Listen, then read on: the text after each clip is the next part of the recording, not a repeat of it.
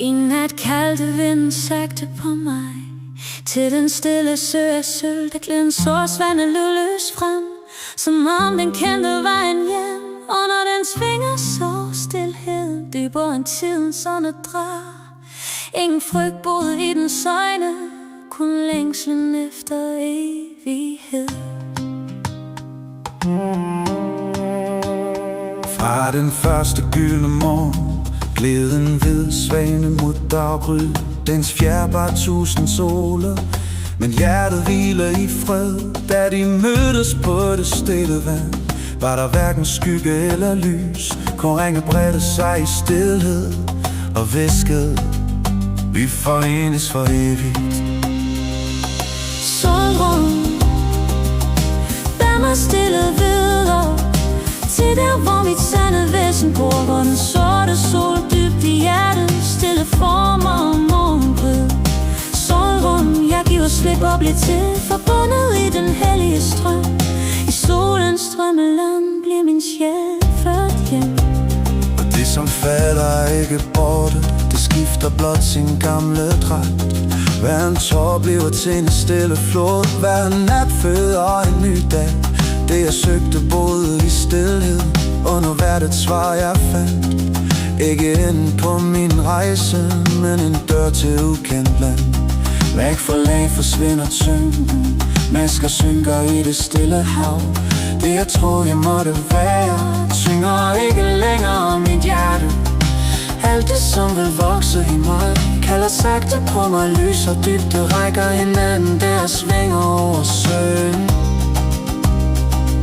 Den sorte svane vugter rødderne, den hvide bærer det nye blik. Først når begge lever i mig, finder min sjæl vejen hjem. Under jorden gløder den stille sol, usynlig og alligevel fuld af liv. Over skyerne synger det gyldne lys, mellem dem lærer vi at svæve. Den sorte sol bærer dybden, den gyldne sol bærer den nye dag. Ikke modsætninger, et eneste åndedrag, som minder hjertet om sig selv. Enhed i det stille væsen, et liv, et liv, et liv.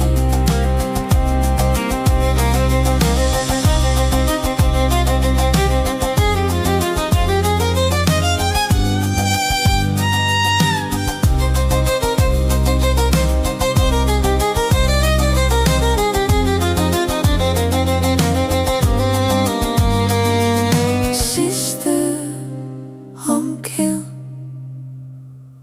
Soldrømmen, det flyver videre ud over vand, tid og rum. Sådan begynder den guddommelige forbundethed.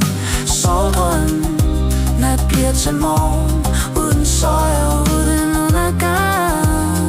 For lyset bliver først fuldendt, når dybden synger med.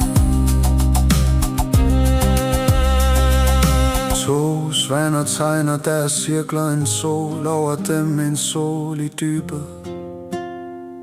Og mellem dem vågner mennesket I soldrøm.